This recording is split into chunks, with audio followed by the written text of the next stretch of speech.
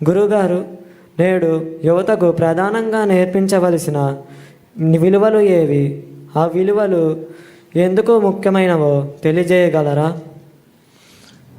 అన్నింటికన్నా చాలా ప్రధానమైనటువంటి విలువ ఏది అంటే, మనం మన కోసం బ్రతకడం కాదు, మనం ఇతరుల కోసం బ్రతకగలగాలి.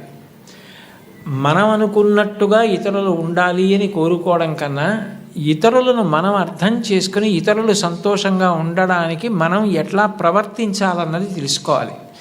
నేను ఇన్ని మాటలు చెప్పే కన్నా నీకు ఒక్క పద్యం చెప్తాను. చాలా తేలిక పద్యం అది. మహాభారతంలోది చాలా కాలం ఆంధ్రదేశంలో ఒక ప్రఖ్యాత దినపత్రిక దాన్ని సంపాదకీయం మీద వేసేది ఈ పద్యాన్ని.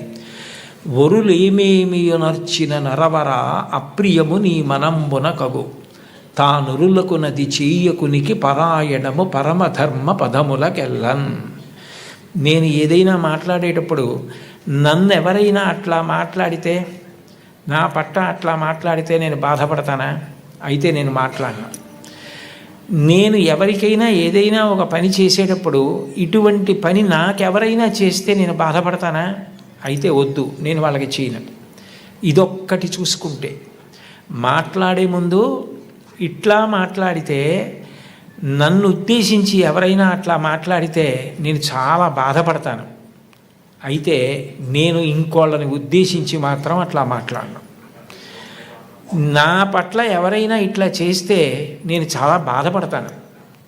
ఆ పని నేను ఇతరులకు చెయ్యను. ఏదైనా మాట్లాడే ముందు, చేసే ముందు నన్ను గురించి అలా మాట్లాడితే, నా పట్ల అట్లా చేస్తే, నేను ఏమనుకుంటానన్నది ఆలోచించుకోవడం నీకు వస్తే నువ్వు ఇతరులకు అపకారము చెయ్యలేవు. నీ వలన మేలే జరుగుతుంది. ఒరులేమేమియునర్చిన నరవరా అప్రియముని మనంబున కగు, తానురులకు నది చెయ్యకునికి పరాయణము పరమధర్మ పదములకెళ్ళన్. ఇంకంతకన్నా ధర్మం లేదు లోకంలో. పెద్దవాళ్ళైనా పిల్లలైనా ఎవరైనా చిన్నప్పటి నుంచి నేర్చుకోవలసింది అంతే. గుర్రం జాషువా గారు చిన్న కొడుకు వెళ్ళి పిట్టని కొట్టి కింద పడిపోతే కర్రతో కొట్టి బతికుండగా ఈక పీకుతుండేవంటే, పీకుతుంటే ఆయన కూతురు హేమలత రవణం గారే ఒక వ్యాసం రాశారు. జాషువా గారు చాలా మాటలు చెప్పారు. ఆయనకి భౌతత ఎక్కువ. తప్పురా, అలా పక్షికి పడగొట్టి దాన్ని ఈకలు పీకుతున్నావు, అది బాధపడుతుంది, అలా చెయ్యకు అని. పిల్లవాడు వినేవాడు కాదు. ఆయన ఒక రోజున ఏం చేశారంటే, ఆ పిల్లాడు కూర్చునుండగా వెనక నుంచి వచ్చి గట్టిగా పట్టుకుని వాడు వెంట్రుకలు పీకడం మొదలెట్టారు. మొయ్యో మొయ్యో మొయ్యో అని వాడు ఏడుస్తున్నాడు. యారా, ఇన్ని వెంట్రుకలు ఉన్నాయే, 4 పీకితే ఏడిచావు, దాని ఈకలు పీకేస్తున్నావు, దానికి అన్నీ కలిపోయి 50-60 ఉన్నాయి, అదెంత ఏడుస్తుందిరా, ఇప్పుడు అర్థమైందా అన్నాడు. మళ్ళీ జీవితంలో ఆ పిల్లవాడు అట్లాంటి పని చేయలేదు. తనకేది జరిగితే బాధో అర్థమైతే అది ఇతరులకు చెయ్యలేడు. ఆ రోజున భారతంలో చెప్పిన పద్యం ఎంత గొప్పదో అర్థమవుతోందా? నీకు ఉదాహరణ కూడా చెప్పా. అందుకని అది అలవాటు చేసుకో, నువ్వు మహితాత్ముడు అవుతావు. ధన్యవాదాలు గురువుగారు. నమస్కారం గురువుగారు. నా పేరు జాషువా. నేను అమర్జీవి పొట్టి శ్రీరాముల ఉన్నత పాఠశాలలో 10వ తరగతి చదువుతున్నాను. గురువుగారు, కాలంతో పోటీ పడుతూ ముందుకు పరిగెడుతున్న మా తరం వారికి రామాయణం, మహాభారతం, భాగవతాలు వంటి గ్రంథాలు చదవడం వలన ఉపయోగం ఏమిటో తెలియజేయండి గురువుగారు. నువ్వు జాషువా అని పేరు పెట్టుకున్నందుకు నాకు ఎంతో సంతోషంగా ఉందయ్యా. ఆ పేరు పెట్టిన మీ అమ్మగారికి నాన్నగారికి నమస్కారం చేస్తున్నాను. మహానుభావుడు ఏం కవిత్వం చేశారయ్యా. ఒక్కొక్క పద్యం చదువుతుంటే గుండెలు పిండేసినట్టు ఉంటుంది. అంత గొప్ప పద్యాలు రాశారు కదయ్యా ఆయన. ఇంతకీ నువ్వు నన్ను అడిగిన ప్రశ్నకి జవాబు ఏంటంటే, రామాయణ, భారత, భాగవతాలు ఈ వయస్సులో మేము చదువుకోవడం వల్ల మాకు కలిగే ప్రయోజనం ఏమిటి? నేను నీకు ఒక్క విషయం చెప్తాను, నీకు అర్థమైపోతుంది. నేనేం పెద్ద దాని గురించి ప్రసంగం చేయక్కర్లా. మహాభారతంలో శల్యుడు అని ఒక ఆయన ఉన్నాడు. ఆయన మద్రదేశాధిపతి. అంటే పాండురాజుకి 2 భార్యలు, కుంతి, మాద్రి. మాద్రికి సోదరుడు కాబట్టి నకుల సహదేవులకు మేనమామ.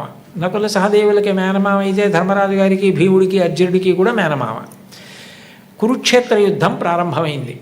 తన మేనల్లుళ్ళు కాబట్టి వాళ్ళ పక్షాన యుద్ధం చేద్దామని శల్యుడు మహావీరుడు బయలుదేరి వస్తున్నాడు మద్రదేశం నుంచి. ఆయన వస్తున్నాడని తెలుసుకుని దుర్యోధనుడు ఏం చేశాడంటే, కనపడకుండా చలువ పందిళ్ళు వేయించి సాయంకాలం అయ్యేటప్పటికీ నృత్యం, సంగీతం అన్నీ పెట్టేవాడు. పొంగిపోయి ఇవన్నీ ధర్మరాజు చేస్తున్నాడు అనుకుని ఓ రోజున ఎవరు చేస్తున్నారు, ధర్మరాజు గారే కదా, ఉన్నాడా రమ్మనమన్నారు. అప్పటి వరకు కనపడకుండా దాక్కున్న దుర్యోధనుడు ఎదురుగుండా వచ్చి, మీరు మహానుభావుడు, మీరు వస్తుంటే మా పక్షాన యుద్ధం చేయాలా, మీకు ఇవన్నీ నేనే ఏర్పాటు చేశానన్నాడు. పొగిడేటప్పటికి పొంగిపోయాడు శల్యుడు. నీకేం కావాలి చెప్పు, చేసి పెడతానన్నాడు. మీరు మా పక్షాన యుద్ధం చేయండి అన్నాడు. తప్పకుండా చేస్తానన్నాడు. దేనికి బయలుదేరాడు? పాండవుల పక్షాన యుద్ధం చేయడానికి బయలుదేరాడు. పొగిడి 4 సత్కారాలు చేసేటప్పటికీ అది వదిలేశాడు. కౌరవుల పక్షాన యుద్ధం చేయడానికి వెళ్ళాడు. పోనీ వెళ్ళిన వాడు ఏం చేయాలి? దుర్యోధనుడితో వెళ్ళిపోవాలి. తగుదునమ్మా అని ధర్మరాజు గారి దగ్గరికి వెళ్ళాడు. ఆయనకి తెలిసిన విద్య ఈయనకి తెలీదా? ఈయన కూడా పొగిడాడు. పొగిడి ఆయన్ని కుర్చీ వేసి కూర్చోబెట్టి తన కింద కూర్చొని నహుషోపాఖ్యానం చెప్పమన్నాడు. అంటే ధర్మరాజు గారంతటి వాడు కింద కూర్చుని వింటున్నాడు, నేను చెప్తున్నాను కదా అని నహుషోపాఖ్యానం చెప్పి పొంగిపోయి, ధర్మరాజా నీకేం కావాలి చెప్పన్నాడు. మళ్ళీ పొగడ్తగా లొంగిపోయాడు.